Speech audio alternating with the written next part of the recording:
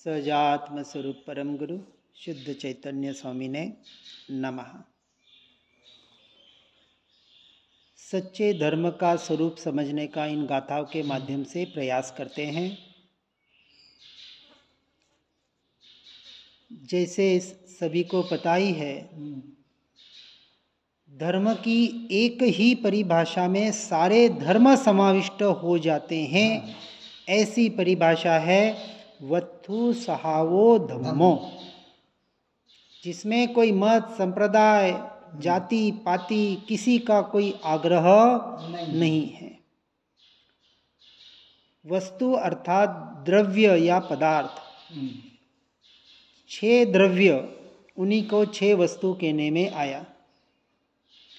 हर वस्तु का जैसा स्वभाव है वैसा उस प्रकार से जानना और मानना। जानना क्यों? पहले जानकारी लेनी पड़ेगी कि हर द्रव्य का अर्थात जीव का क्या स्वरूप है, पुद्गल का क्या स्वरूप है, धर्मास्ति का क्या क्या स्वरूप है, अधर्मास्ति का क्या स्वरूप और स्वभाव है, आकाश का क्या स्वरूप और स्वभाव है, काल का क्या स्वरूप और स्वभाव है। जब तक 6 द्रव्य के 6 वस्तु के यथार्थ स्वरूप को, स्वभाव को यथार्थ रूप से नहीं जानेंगे, तब तक सच्चा धर्म घटित नहीं होगा। क्योंकि धर्म घटित करने के लिए भेद करना पड़ेगा स्व और पर का, और अनादि काल से यह जीव यही नहीं कर पाया। पर को अपना मानकर अपने आप को अनादि से ठगता आ रहा है। और पर की यहाँ मुख्यता से पुद्गल की अपेक्षा से कथन होता है, क्योंकि धर्म, अधर्म, आकाश और काल, इनसे हमें कोई विशेष लेना देना नहीं है, उनकी सहज प्रक्रिया हो रही है। लेकिन अनादि से इस जीव का इस पुद्गल के साथ ऐसा संयोग संबंध बना हुआ है कि जहाँ जहाँ इस जीव ने पर्याय में व्यवहार की अपेक्षा से जन्म मरण किया, वहाँ उसको एक कर्म के आधार पर शरीर मिला। और उस शरीर में, उस पुद्गल में, शरीर और शरीर आधारित पुद्गल द्रव्य, उसमें इस जीव ने मैं और मेरापना किया, अहम ममत्व का वहाँ अपना भाव लगाया और उसका ही अपने आप को कर्ता और भोक्ता माना। ये अनादि की भूल जीव हो रही है, क्योंकि धर्म के, वस्तु के यथार्थ स्वरूप को, स्वभाव को समझ नहीं पा रहा। इसलिए जबकि सदैव सद्गुरु सत्शास्त्र की असीम कृपा से और हमारे महा पुण्य के उदय से ऐसे वस्तु स्वरूप को हमें यहाँ पढ़ने को, सुनने को, समझने का मौका, ऐसा अपूर्व अवसर हम जीवों को प्राप्त हो रहा है। अभी मिला नहीं है, प्राप्त हो रहा है। मिला कब कहेंगे? जब उसको हम स्वीकार करके उसको आचरण रूप उसको बनाएंगे। चर्चा का नाम मिलना नहीं है, सुनना पढ़ने का नाम मिलना नहीं है। देखो, यहाँ गुरुदेव की भाषा में बता रहा हूँ, क्योंकि गुरुदेव ने हर जगह व्यवहार को भी निश्चय में कन्वर्ट किया है।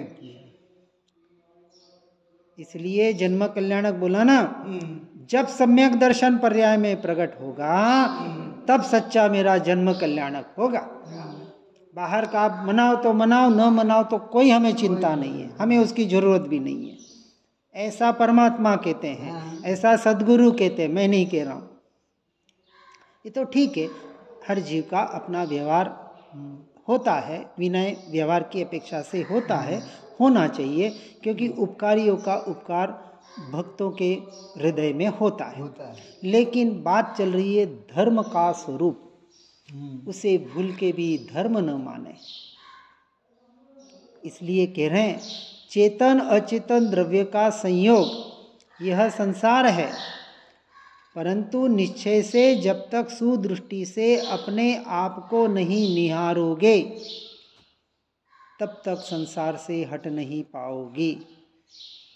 क्योंकि जहाँ चेतन अचेतन, यहाँ मुख्यतः से जीव और पुद्गल की चर्चा चल रही है।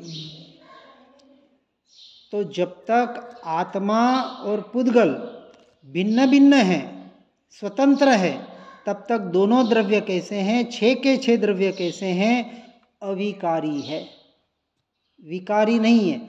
इसलिए 4 द्रव्य तो हमेशा शुद्ध ही रहते हैं। अशुद्ध कौन बनते हैं? जीव और पुद्गल। कैसे बनते हैं? कि जैसे जैसे जीव भाव करता है, ये वर्गणाएं अट्रैक्ट होकर कर्म रूप परिणमित होती है। तो कर्म ये पुद्गल की मलिन पर्याय है, शुद्ध पर्याय नहीं है। शुद्ध पर्याय तो कार्मण वर्गणा है। भाषा वर्गणा की भाषा ये मलिन पर्याय, मनोवर्गणा के ये मन मलिन पर्याय, औदारिक वर्गणा की औदारिक शरीर ये स्कंध ये मलिन पर्याय। तो किसके निमित्त से बनी? जीव के मलिन पर्यायों की वजह से बनी। जीव की अशुद्ध मलिन पर्याय, जिसे हम मोह राग द्वेष के भाव कहते हैं। और इसका जब तक स्वरूप स्वभाव पता नहीं होगा, दोनों का भेद ज्ञान भेद विज्ञान नहीं कर पाएंगे, तब तक वास्तविक धर्म में प्रवेश नहीं कर पाएंगे। इसलिए यहाँ कहते हैं, रागादि से निर्लिप्त ध्रुव का करो सत श्रद्धान, तब जाके सत धर्म शुद्ध स्वभाव जो अपना चेतना गुणवान है उसका यथार्थ श्रद्धान होगा। अब क्या कह रहे हैं? रागादि यानी मोह राग द्वेष के भाव जो आत्मा से हो रहे, यानी पहले तो बताया कि मुझ आत्मा से 6 के 6 द्रव्य भिन्न हैं, मुझ आत्मा को छोड़कर, हाँ, निज आत्मा को छोड़कर 6 के 6 द्रव्य मेरे से भिन्न है, पर है, न्यारे हैं, मैं उनसे स्वतंत्र हूँ।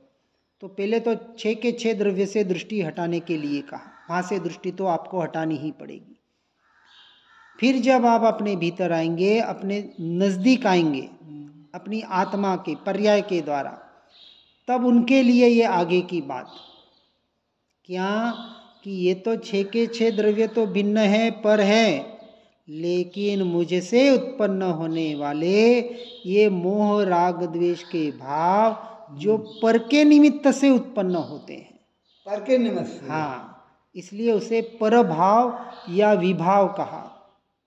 यह भी मेरा स्वरूप नहीं है, मेरे से संपूर्णतः अपेक्षा से भिन्न है, क्योंकि पर के निमित्त से हो रहे। हर पर्याय मेरे से भिन्न नहीं है, लेकिन पर के निमित्त से होने वाली, क्योंकि जो पर्याय उत्पाद हुई उसने पर का लक्ष्य किया और व्यय हो गई तो पर में चली गई, इसलिए मेरा स्वरूप नहीं। लेकिन जो पर्याय उत्पन्न होती है और मेरा लक्ष्य करती है, वो पर्याय मुझसे अभिन्न होती है पर्याय की अपेक्षा से।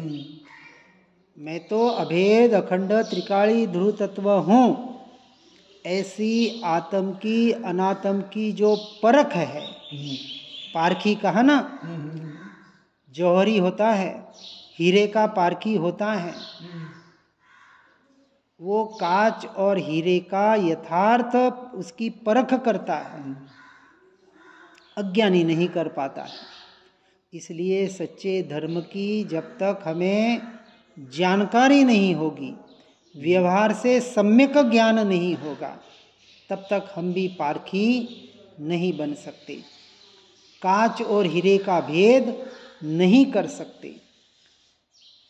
आज अज्ञानी जीव, मिथ्या दृष्टि जीव कांच को ही हीरा मान बैठा है, यानी पर के सुख में अपना सुख मान बैठा है, पर के सुख में, और स्व के अनंत सुख को, शाश्वत सुख को भूला हुआ है। ये सबसे बड़ी भूल इस जीव की हो रही है। और जब तक अपने स्वभाव रूपी सच्चे धर्म का आश्रय नहीं करोगे, तब तक मोक्ष मार्ग में प्रवेश भी नहीं हो पाएगा। ऐसा धर्म का वास्तविक स्वरूप है। और उसके लिए जिनवर प्रभु कहते हैं कि भेद ज्ञान और भेद विज्ञान से महान शस्त्र, भेद ज्ञान और भेद विज्ञान दो शब्द इसलिए बोलता हूँ कि पर से, पर द्रव्यों से और पर भावों से भेद करना सो भेद ज्ञान, और स्वयं के गुणों और पर्याय से भेद करके अभेद का आश्रय लेना सो भेद विज्ञान। भेद विज्ञान, भेद ज्ञान और भेद विज्ञान। हाँ, तो ऐसी इस तरह से जो शुद्ध स्वभाव का सहारा लेता है, ये किसका कथन है? जिनवर प्रभु का, परमात्मा का, जो गुरुदेवों के शास्त्रों के द्वारा हम तक पहुंचा है। अब इसके लिए धर्म के स्वरूप को जानने के लिए आगे बताते हैं। जितनी शुभाशुभ क्रिया हैं, कौन सी? अशुभ तो हेय है, लेकिन शुभ भी शुद्ध की अपेक्षा से हेय अर्थात छोड़ने योग्य है। यदि उसमें उपादेयपना मान लिया, धर्म बुद्धि मान ली, तो वह सब भव भ्रमण का हेतु बनेगा। और पाप से भी पुण्य खतरनाक है, क्योंकि पाप को तो पाप सारी दुनिया कहती है। हाँ। लेकिन पुण्य को पाप कहने वाला ऐसा यह जैन दर्शन, हमारे वितरागी परमात्मा, हर जगह अपेक्षा को ग्रहण करना है। किस अपेक्षा से कहाँ कथन होता है।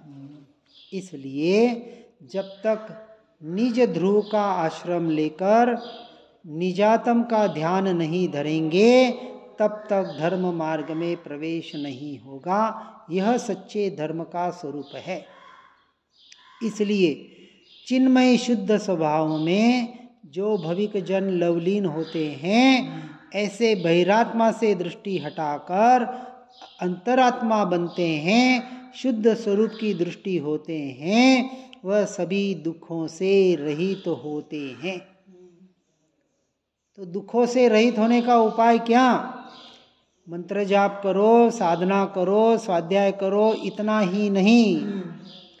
तो कहा अपने अनंत सुख स्वरूप का स्वभाव का स्वीकार करो, तो बाहर का दुख और बाहर के सुख में अटकोगे नहीं और संसार में भटकोगे नहीं।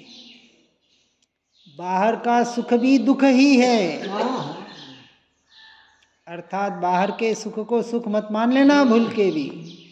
यहाँ तो कहा सुख तो एक ही है, एक ही जगह है, जो मुझ में है, जो मेरा स्वरूप है, जो मेरा स्वभाव है।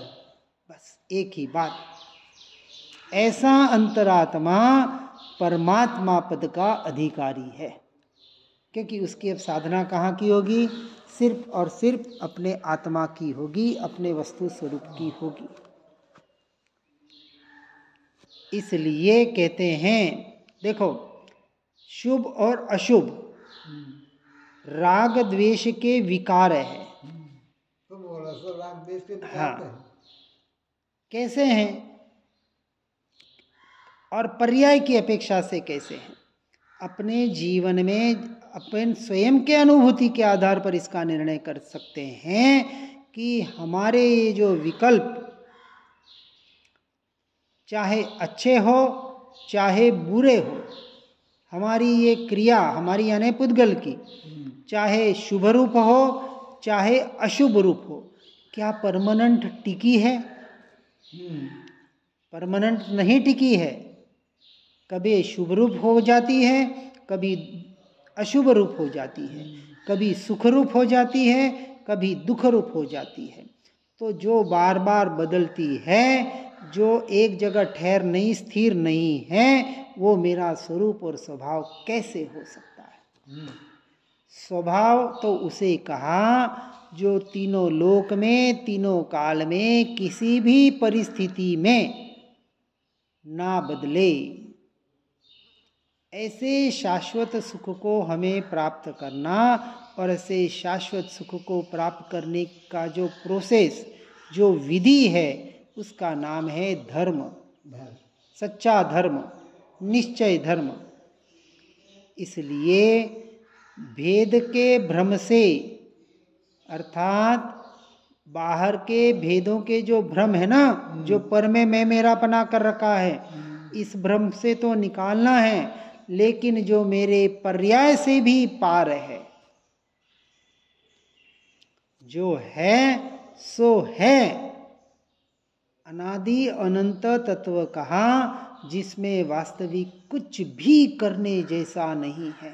इसलिए करने का भी उपदेश, पुरुषार्थ का भी उपदेश पर्याय की अपेक्षा से है, क्योंकि हम उसमें स्थिर नहीं रह पा रहे हैं। इसलिए बार बार उपदेश दिया जा रहा है कि हे भव्य जीवों, अपना उपयोग को, अपनी पर्याय को भीतर लाने का पुरुषार्थ करो। यही सच्चा धर्म है और इतना ही धर्म है। और वो निज स्वानुभूति प्रमाण है। जब तक स्व की अनुभूति नहीं होगी, यथार्थ श्रद्धान नहीं कहलाएगा। अभी हमें देवगुरु शास्त्र का श्रद्धान नहीं है, विश्वास है। विश्वास करना ही पड़ेगा, लेकिन उनके वचनों के आधार पर जब हम अपनी स्वयं के ज्ञान स्वभाव का सहारा लेकर, साधन बनाकर उसकी साधना करेंगे और साध्य की सिद्धि अपने ध्रुव के ध्येय से, लक्ष्य से करेंगे, तो स्वयं से स्वयं प्रमाणित होगा कि वास्तविक ऐसा ही है। तब जाके वो जीव अपने दृढ़ता से कह सकता है, मैं आत्मा, शुद्ध आत्मा, परमात्मा ही हूं। ये सम्यक दृष्टि के लिए है। बाहर वाले भली बोले ना नहीं है, लेकिन जब तक पर्याय में सम्यक दर्शन प्रकट नहीं होता है, अपने आप को भूल के भी धर्मी न माने। धर्म और धर्मी, धर्म स्वभाव को कहा, और स्वभाव का सहारा लेने वाला धर्मी कहलाता है। मंदिर जी में आता है, अपने सत्संगियों के साथ बैठता है, तब तो आत्मा परमात्मा सुहाता है, लेकिन विचार करें, धर्मी उसे कहा जो यहाँ से निकलने के बाद भी, चाहे संसार में हो, जहाँ भी हो, अपने ध्रुव स्वभाव को भूले नहीं, वो सच्चा धर्मी। तो अब अपना अपना आकलन भीतर से करना। क्या हम यदि पुद्गल की क्रिया में होते हैं, 5 इंद्रियों के परिणमन में होते हैं, क्या उस वक्त भेद ज्ञान के द्वारा अपने ज्ञान स्वभाव का सहारा लेकर अपने धर्मी ऐसे ज्ञायक भाव में रहने का प्रयास वहाँ हो पाता है क्या? क्रिया के वक्त, हाँ, सुनते पढ़ते वक्त तो हो जाता है, बहुत अच्छी बात है, सबका नहीं होता है, लेकिन जिनका होता है धन्यवाद के पात्र है। लेकिन बाहर क्रिया करते करते, चाहे बाहर का सुख रूप परिणमन हो, चाहे दुख रूप परिणमन हो, क्योंकि दोनों कर्माधीन है, और कर्म आज दिन तक मुझे छुए तक नहीं। ये जिसका श्रद्धान टंकोत्कीर्ण हो गया, वो बाहर की क्रिया में कैसे रचेगा पचेगा, कैसे उसमें आसक्त होगा, कैसे उसमें मैं मेरापना करेगा, कैसे उस पर की क्रिया को, पर के भावों को अपना कर्ता भोक्ता मानेगा? नहीं मान सकता। और मान रहा है, अपने भीतर झांक कर देखना, क्योंकि अपनी मान्यता अपने को ही पता पड़ेगा, अभी बाहर किसी को पता नहीं पड़ेगी, क्योंकि ये बोलने पढ़ने सुनने का विषय नहीं है। अपने भीतर अपने आप को झांक कर देखना है कि मैं कहाँ खड़ा हूँ, और जहाँ खड़ा हूँ वहाँ से मुझे आगे कैसे बढ़ना है, इसका निर्णय स्वयं से स्वयं का दायरा करके निरंतर अपने स्वरूप में ठहरने रूप सच्चे धर्म का सहारा लेकर धर्म से धर्मी तक, अर्थात अपने स्वभाव ज्ञान स्वभाव से ज्ञायक भाव तक, जो अभेद अखंड परिपूर्ण तत्व है, वहाँ तक पहुँचने का प्रयास और पुरुषार्थ करें। इसी भावना के साथ ओम नमः सिद्धम। जिन वाणी के ज्ञान से हो सम्यक श्रद्धान, हो चारित्र महान और पाऊं पद निर्वाण। निज निधि निज में बताई, यह अनंत उपकार है। इसके लिए जिन वाणी माँ को वंदना शतवार है, वंदना शतवार है, वंदना शतवार है।